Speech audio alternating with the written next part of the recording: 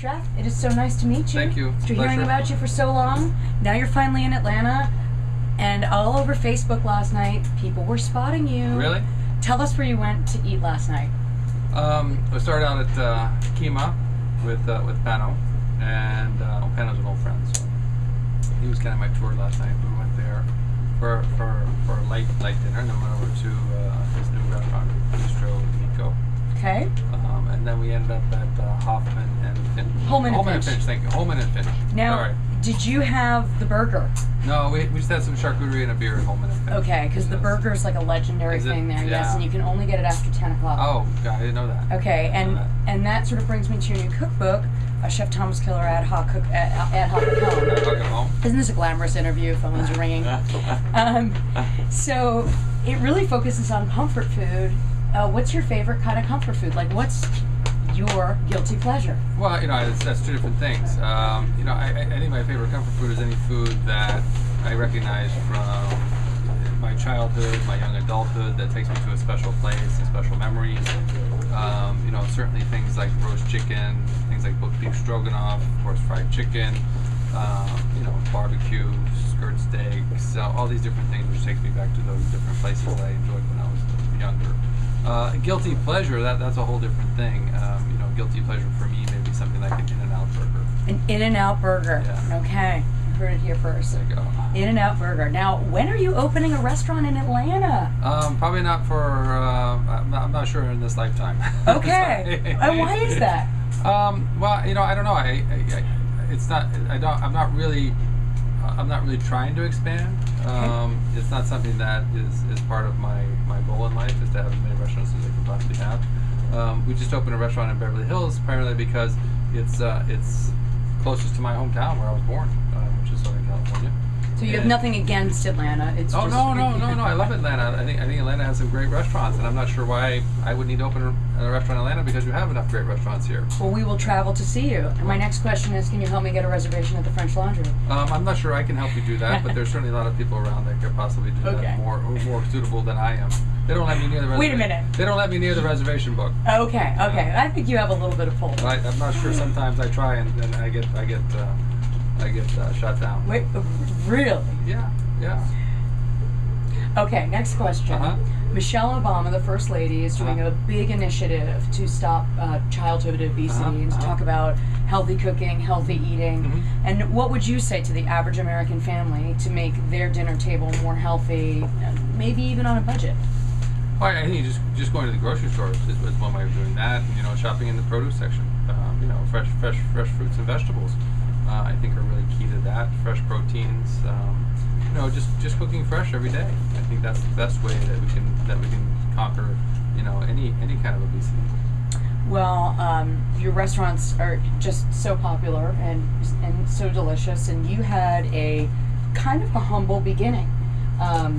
Would you recommend to someone who is trying to get into the cooking world, should they go to culinary school, or should they start the way you did, working really hard in kitchens at a young age? Well, I think you have to do a little bit of both. I think to get in some of the best culinary schools in America, you have to have had some practical experience in restaurants. So I think it's that to begin with, and then getting to a really good culinary school. Remember, when I started 34 years ago, there weren't really a lot of culinary school options for me.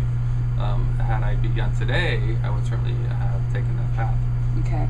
And what is the most unusual special request you've had at one of your restaurants? Oh my goodness, I'm not really sure. Or would you? I think probably the most unusual special requests that we have more to do with where to place the engagement ring. So where did you put it? Well, there's lots of different areas. The bottom of a glass of champagne, of course, that's kind of been done before. We put it, in the chocolates. We put it in donuts. A lot of different places. Did you ever mess up and get nervous, like, oh my God, we almost lost it? No, we kind of pass it around the kitchen, when we get them, because we have them for several hours. So everybody gets to play with it, everybody gets to look at it. And check out the size of the rock. The girls get to wear it. I love that. Now, I had read that you had a big hand in Ratatouille. I did, yeah. And how fun was that? What was that like when you got that call? And they said, Chef, we want to do an animated movie, and we want somebody to intern in your kitchen. Right. It didn't really happen that way. It was a very very progressive kind of introduction. They called me and they just wanted to visit the kitchen one day, and they came up and spent a couple hours with us, and then it just happened from that. We gradually established a relationship and a friendship with Brad Bird and certainly Brad Lewis.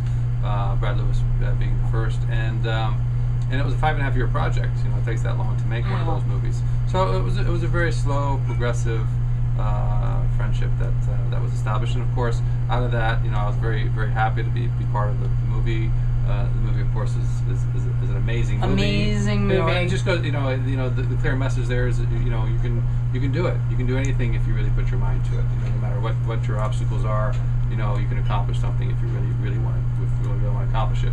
I think it's a great message. It's a really great message, and to be involved in that was truly an honor for me. Well, the movie's great. Your cameo's great. Yeah. And that's an interesting thing that the chef world is become more of like their chefs and then celebrity chefs. And what do you make of that? Or people who really want to be in the kitchen cooking, or people who want to be on TV or photo shoots, or well, certainly today there are many different avenues that a culinary can take. I mean, when I started out, you were a cook, and that's really kind of the only option that you had. If you wanted to be in the kitchen, you could be a dishwasher. But really, it was really about cooking. It was about cooking because you enjoyed the act of cooking. It was really kind of the artisanal approach to it, and really being involved in a kitchen was very, very important to me. Today, there's certainly many different avenues you can take. Not necessarily TV being one of them. I mean, there's all kinds of things. There's private chefing today. There's art direction. There's just so many different things you can do in the culinary world. Remember, people don't make themselves celebrities. Other people make them celebrities. Fair enough. So. Fair enough. Well, and I know you have to wrap it up, but I did love you when you were on Top Chef. Thank you. It was really great to see you, and it was great to see everybody's reaction. And I know Chef Kevin, who's here in Atlanta, was most excited to see you. Would you ever take on the Top Chef Masters? Do you think you could do a round of that? Does that interest you at all, or why? Okay, just for fun to be under the water. It's not something that is on my radar. Okay. I certainly appreciate and respect my colleagues who do that. But it's not important to me. It's not something that I feel like I need to do or I really want to do. Okay. Well, we won't wait for you there. Yeah. Okay. One more question. What's in your refrigerator at home right now? Or what's in there all the time? Because I haven't been home for about a week and a half. So, but typically, there's butter. No, not too much butter because I don't really cook at home. Okay. There's usually some yogurt. Champagne. Plenty of champagne in the refrigerator.